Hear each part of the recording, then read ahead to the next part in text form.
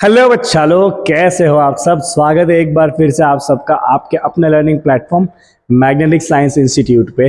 बच्चा लोग, आज हम बात करने वाले अबाउट द टॉपिक पोटेंशियोमीटर। 2023 में जो सिलेबस का रिडक्शन हुआ है उसमें पोटेंशियोमीटर निकल चुका है, बट एंट्रेंस एग्जाम जेईई और नीट में पोटेंशियोमीटर के कंसेप्ट के क्वेश्चन 110% पूछे जाते हैं।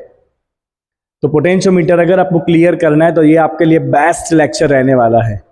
विद इन फ्यू मिनट्स में पूरा पोटेंशियोमीटर आपको क्लियर करवा दूंगा। पोटेंशियोमीटर है क्या, उसको यूज कैसे करना है, उसको यूज क्यों करना है।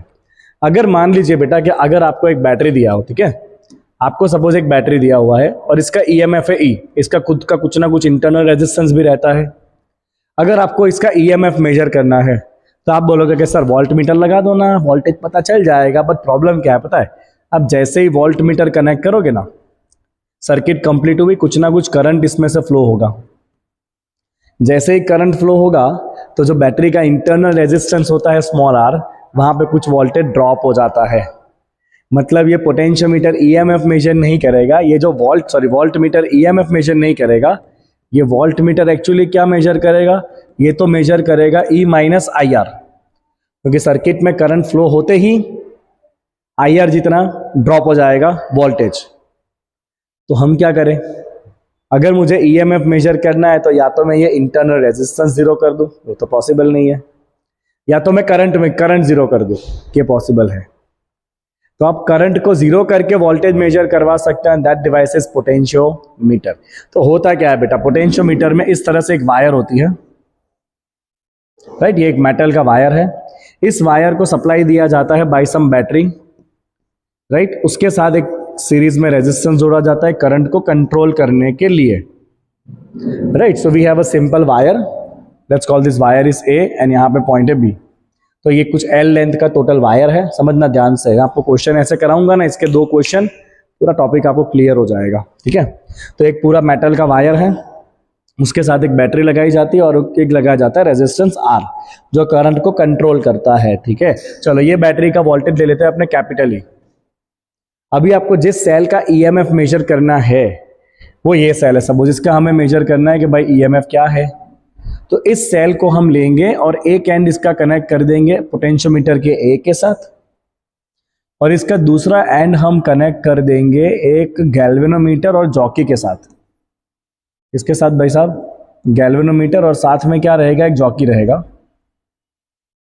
और हम क्या करेंगे, सिंपली बेटा इस जॉकी को इस वायर के ऊपर स्लाइड कराएंगे। तब तक स्लाइड कराएंगे जब तक गैल्वेनोमीटर का डिफ्लेक्शन क्या ना हो जाए, जीरो ना हो जाए।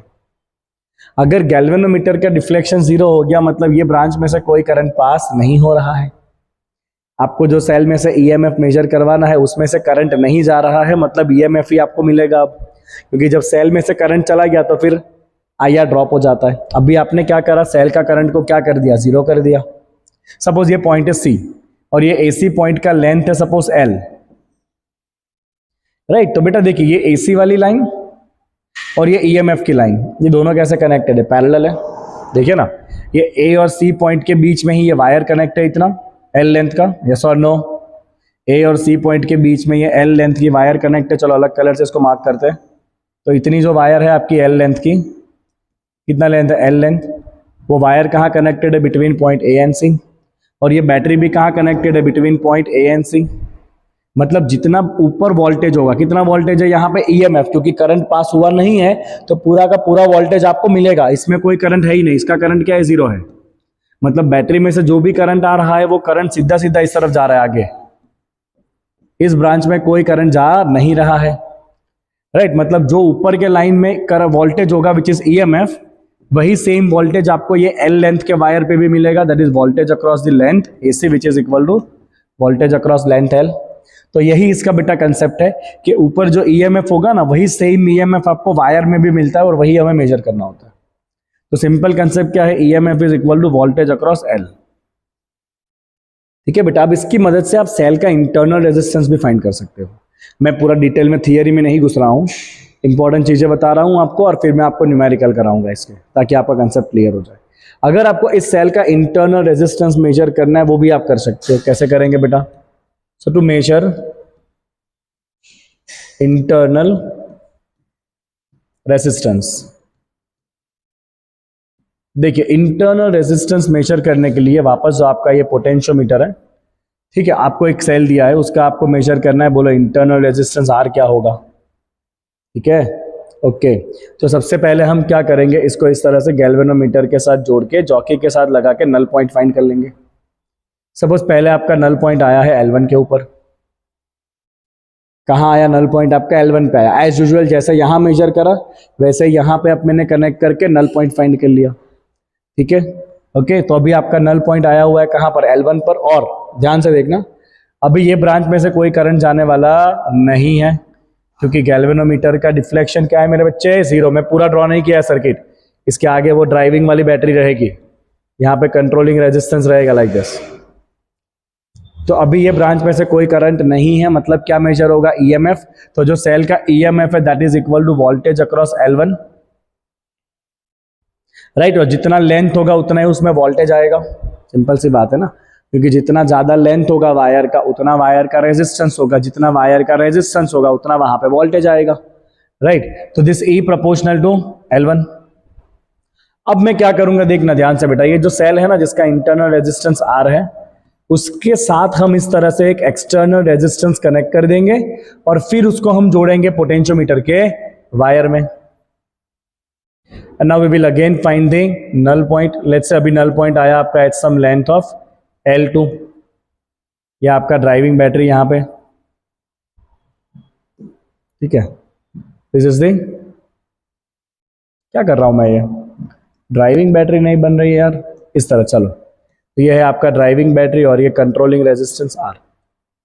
अब क्या हुआ, देखो आपने नल पॉइंट ऑब्टेन किया, इसका मतलब क्या हुआ, इसका मतलब ये हुआ कि इस ब्रांच में कोई भी करंट नहीं है, बट बच्चा यहाँ पे ऊपर तो एक सर्किट कंप्लीट हुआ ना, हुआ कि नहीं हुआ, मतलब यहाँ पे तो अंदर अंदर एक करंट बनेगा और वो करंट इतने पार्ट में ही रहेगा, इधर से बाहर नहीं आ रहा है क्योंकि इसका डिफ्लेक्शन 0 है।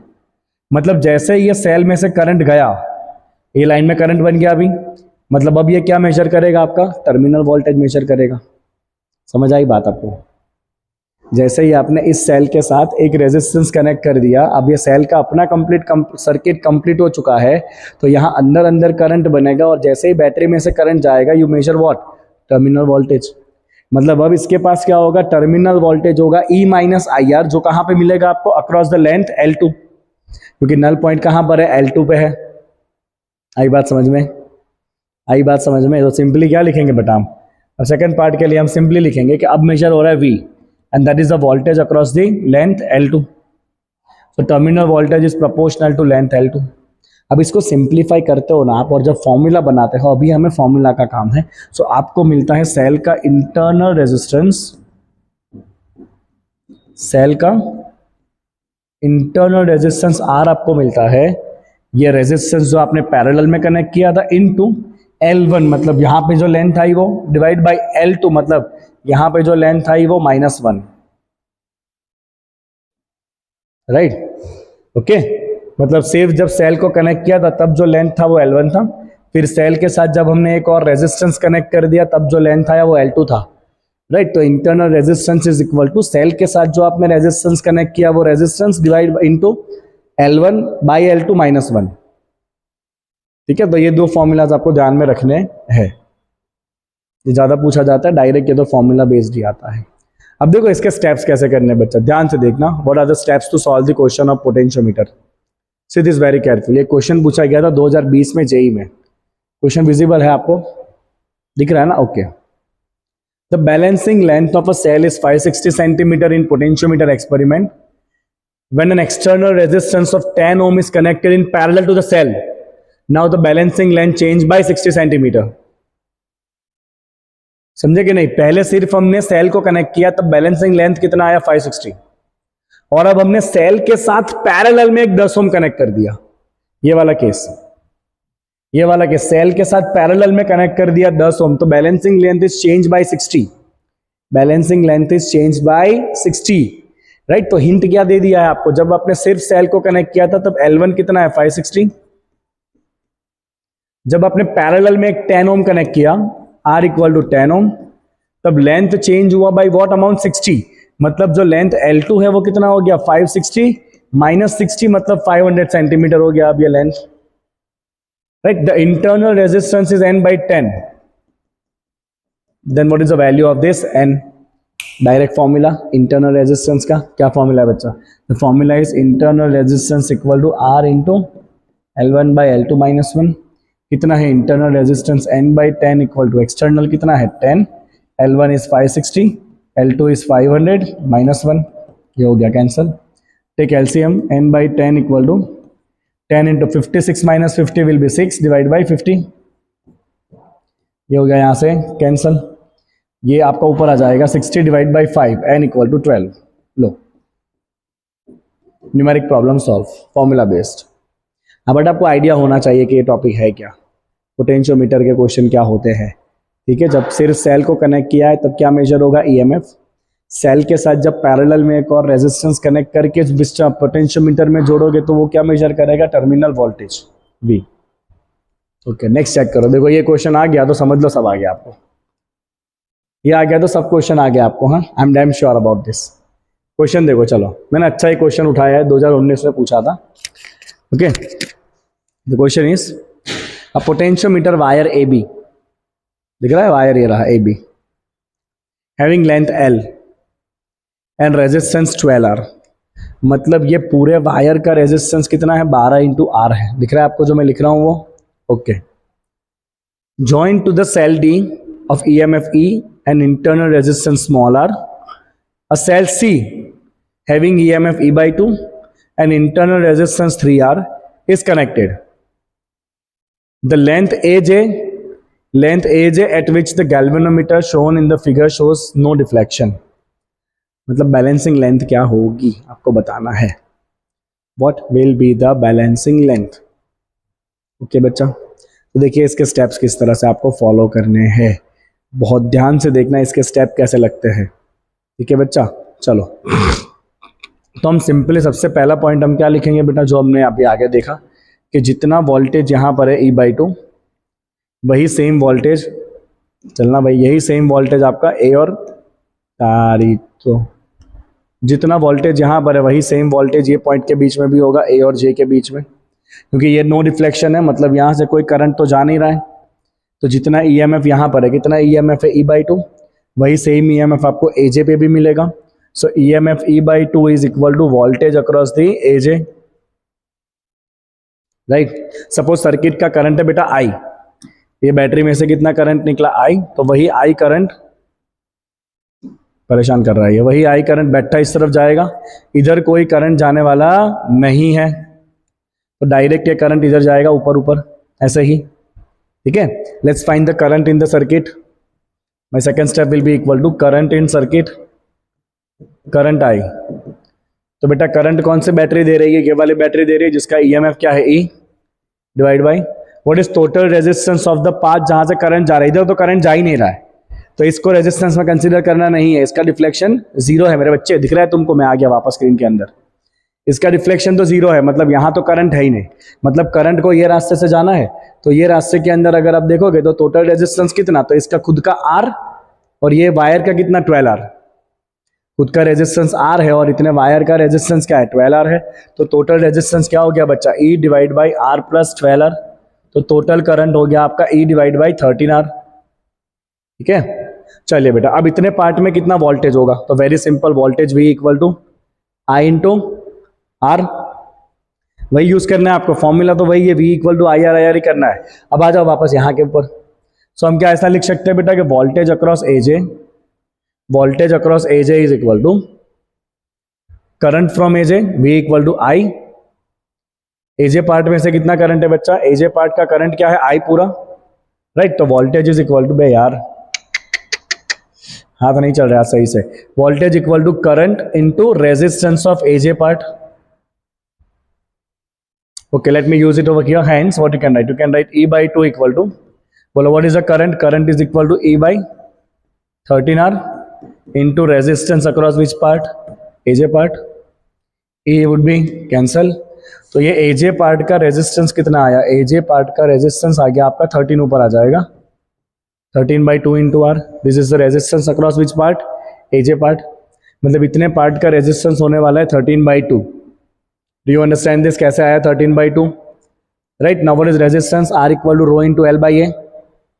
पूरे वायर का लेंथ क्या दिया है आपको? पूरे वायर का लेंथ कितना दिया है आपको? एल। तो मैं सिंपली आर क्या लिख दूंगा? Rho into total length divide by area 13/2। इतने पार्ट का लेंथ अगर है स्मॉल एल तो हम क्या लिखेंगे? Rho into small L divide by area. या आप डायरेक्टली रेजिस्टेंस की जगह पे लेंथ भी डाल सकते हो क्योंकि वायर का रेजिस्टिविटी एंड एरिया कट ही होने वाला है। तो कितना आएगा? Balancing length 13/2L। और you can write this L is equal to 2/13 into capital L। This is how you can get your answer. Okay, तो इस तरह से आप सिंपल क्वेश्चन पोटेंशियोमीटर के बना सकते हो। मैंने क्या किया स्टेप में? सबसे पहले मैंने ये करंट फाइंड किया, that is voltage divide by total resistance. कितना मिला मुझे? करंट मिल गया E/13R। अब वही करंट ये वायर में से जा रहा है और ये वायर और ये एजे दोनों कैसे कनेक्टेड है? पैरेलल में। तो इधर जो वोल्टेज होगा E/2, करंट तो जा नहीं रहा है यहाँ से, मतलब इसके रेजिस्टेंस का कोई मतलब नहीं बनता है। तो इधर लाइन में कितना वोल्टेज है? E/2। वही सेम वोल्टेज आपको एजे वाली लाइन में भी मिलेगा क्योंकि पैरेलल है दोनों लाइन। तो voltage across this E/2 is equal to voltage across AJ which is equal to current across AJ into resistance of AJ part. Got it? चलो अब ये करंट जो क्या कि यहाँ पे रख दो E/13R। सिंप्लीफाई करो तो एजे पार्ट का रेजिस्टेंस क्या होगा? 13 इंटू स्मॉल आर। राइट। एक सेकंड ना बच्चा, एक सेकंड। बिट करेक्शन, मैं यहाँ पे थोड़ा सा बहक गया था भावनाओं में। मैंने देखा ही नहीं कि पूरे वायर का रेजिस्टेंस क्या है? 12R है। पूरे वायर का रेजिस्टेंस क्या है बच्चा? 12R है। पूरे वायर का रेजिस्टेंस 12R दिया हुआ है, ना कि R दिया हुआ है। मैंने यहाँ पे डायरेक्टली L डाल दिया था जो मेरी गलती थी। ठीक है, तो यहाँ पे ये एजे वाले पार्ट का लेंथ अगर है स्मॉल L, कितना लेंथ है बेटा? ये एजे वाले पार्ट का लेंथ है स्मॉल L। कितने पार्ट का? एजे पार्ट का। ये लेंथ है स्मॉल L, तो इतने पार्ट का रेजिस्टेंस क्या हो जाएगा? इतने पार्ट का रेजिस्टेंस हो जाएगा रो इंटू L बाई ए। अब ये स्मॉल r कितना होगा? तो पूरे वायर का लेंथ है L और पूरे वायर का रेजिस्टेंस है 12R। तो क्या आप इसको ऐसे लिख सकते हो क्या? 12R divide by 12। तो सेटिंग करना है आपको यहाँ से, राइट, क्योंकि R दिया था ना अपने को। 12R पूरे वायर का रेजिस्टेंस है। चलो दैट्स इक्वल टू 13/24। पूरे वायर का रेजिस्टेंस क्या है? 12R, right, full wire resistance. और फुल वायर के रेजिस्टेंस को क्या लिखेंगे? रो इंटू फुल वायर का length divide by area. Now you get your right answer. होता है कभी कभी गलती भाई, इंसान सही होता है। करेक्शन किया ना। चलो तो कितना आ गया? बैलेंसिंग लेंथ आ गया 13/24 इंटू L। कितना आया इसका? बैलेंसिंग लेंथ आ गया 13/24 इंटू L। तो इस तरह से बच्चा आप पोटेंशियोमीटर के क्वेश्चन को बना सकते हो। वापस एक बार स्टेप बता दूंगा, पहले करंट फाइंड कर लो, राइट। फिर देखो कि जो आपको लाइन दिया है उसके पैरेलल कितना वोल्टेज लगा है और वही वोल्टेज उस लाइन में भी होगा, और उस लाइन के लिए फॉर्मूला लगा दो V इक्वल टू IR। आपके क्वेश्चन के आंसर बन जाएंगे। ठीक है बच्चा, तो ये एक छोटा सा टॉपिक था पोटेंशियोमीटर जो हमने क्लियर किया। मिलते हैं वापस अगले क्लास में। टाटा बाय बाय, सी यू।